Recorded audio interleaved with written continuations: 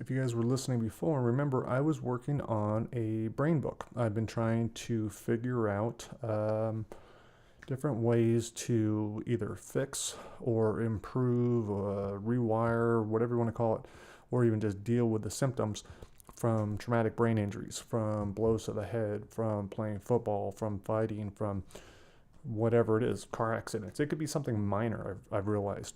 Um, and it's kind of scary.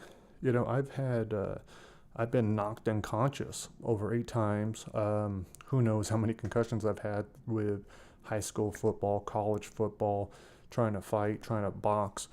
Definitely and motorcycle injuries, motorcycle accidents, car accidents. So I've definitely taken my share of abuse.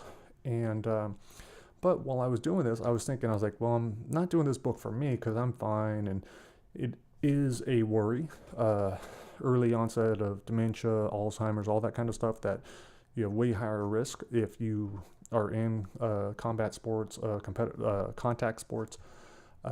So it was a fear for me, but I didn't think it was a big deal. I was mainly doing this because partially for the fear and just to make sure I postpone whatever might come, but also because I have so many friends that have written to me and told me, hey, my brain's fucked. All I did was, these are guys that just played football with me either in high school, in college, didn't go on to fight.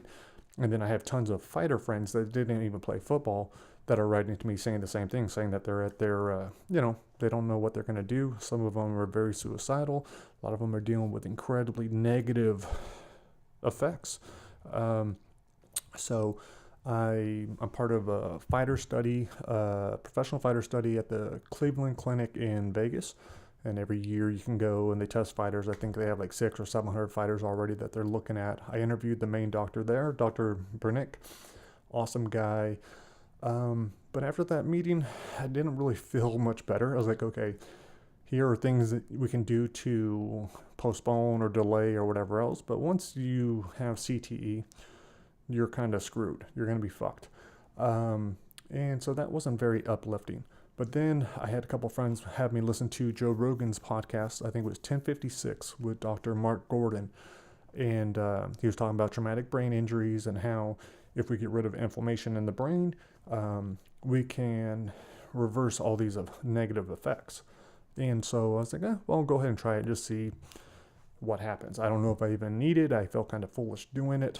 But after, I'd say 2 weeks, I think it took about 2 to 3 weeks, and it was he said that's pretty quick for the typical patient. Usually takes a little bit longer. But after 2 to 3 weeks, I was like, holy shit. I couldn't believe how much better I felt. And how bad I must have been, because once, my normal was fine. But once I started just taking these supplements, and pretty much all over the counter type supplements like vitamin D3, DHEA, and several other ones, these things were gone. And I was like, holy shit, I didn't know I was that bad.